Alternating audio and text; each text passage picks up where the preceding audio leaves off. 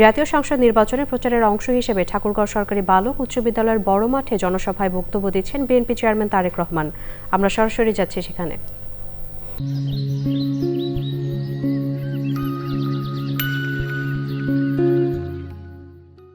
গ্রহণ করেছে সমগ্র বাংলাদেশে কৃষক, জেলে সহ বিভিন্ন শ্রেণী পেশার মানুষ।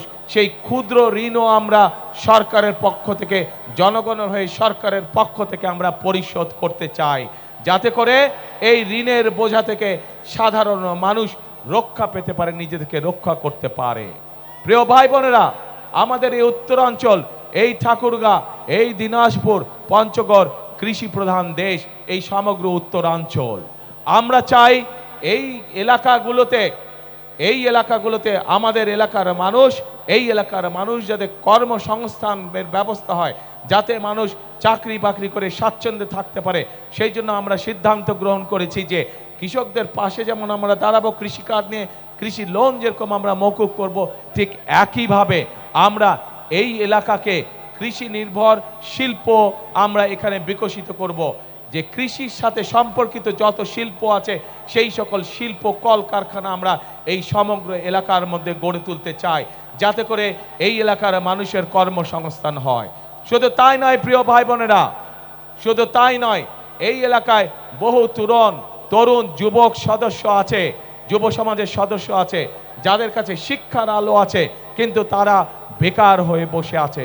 সেই জন্য আমরা সিদ্ধান্ত গ্রহণ করেছি যে আমরা এই এলাকার তরুণদেরকে, এই এলাকার যুবকদেরকে সঠিকভাবে বিভিন্ন বিষয় ট্রেনিং প্রদান করতে চাই।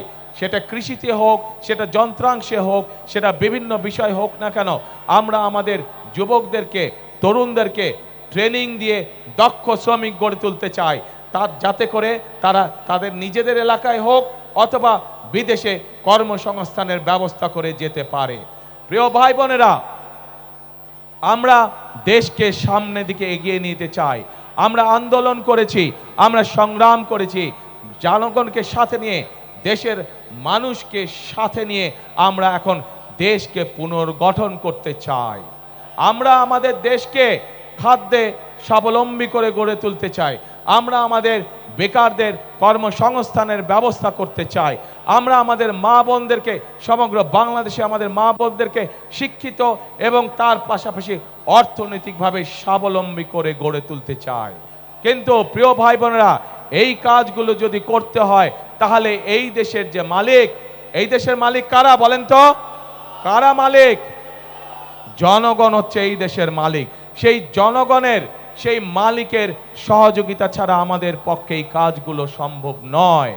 এবং সেই জন্যই আজকে এই মঞ্চে দাঁড়িয়ে আমি আপনাদের কাছে আপনাদের সহযোগিতা চাচ্ছি, আপনাদের সমর্থন চাচ্ছি, আপনাদের কাছে ধানের শীষের জন্য ভোট চাইছি, যাতে করে যেই পরিকল্পনার কথা আপনাদের সামনে আমি তুলে ধরলাম, সেই পরিকল্পনাগুলো যেন আমরা দেশের জন্য, দেশের মানুষের জন্য বাস্তবায়ন করতে চাই।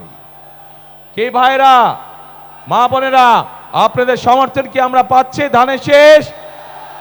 ইনশাআল্লাহ। প্রিয় ভাই বোনেরা,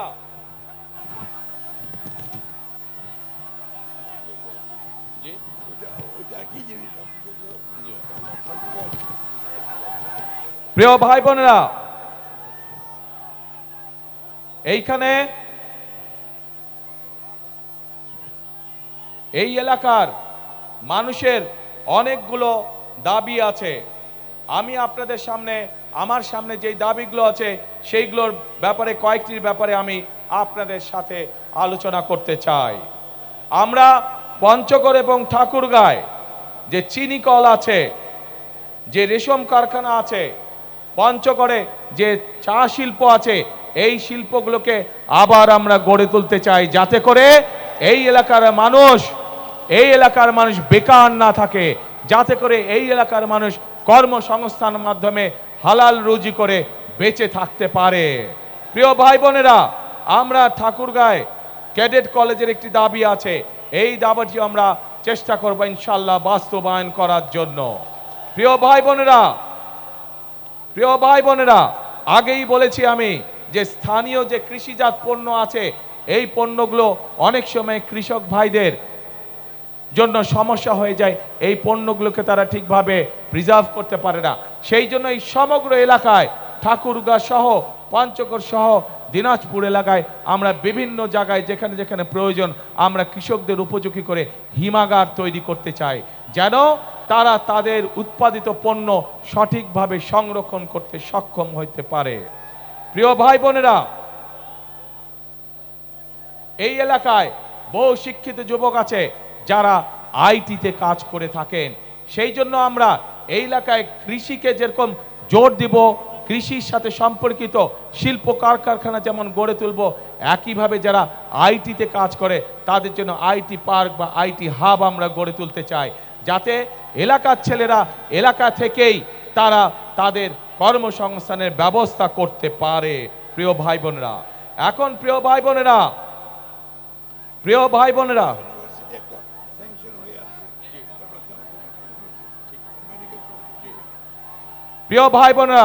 বিগত এক যুগ বেশি সময় ধরে যেই স্বৈরাচার এই দেশের মানুষের কাঁধে বসেছিল, তারা শুধু নিজেদের স্বার্থ দেখেছে, জনগণের স্বার্থ দেখে নাই।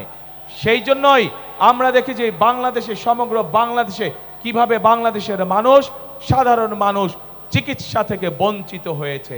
প্রিয় ভাই বোনেরা, আমরা বাংলাদেশের মানুষের কাছে গ্রামে গ্রামে বিশেষ করে মা বোনদের জন্য এবং শিশুদের জন্য চিকিৎসা ব্যবস্থা নিশ্চিত করতে চাই, এবং সে কারণেই আমরা সিদ্ধান্ত গ্রহণ করেছি যে ইনশাআল্লাহ বিএনপি আপনাদের ভোটে আল্লাহর রহমতে সরকার গঠন করলে আমরা হেলথ কেয়ারার নিযুক্ত করব, যাদের দায়িত্ব হবে গ্রামে গ্রামে গিয়ে মা বোনদের এবং শিশুদেরকে ঘরে বসে চিকিৎসা সুবিধা প্রদান করা।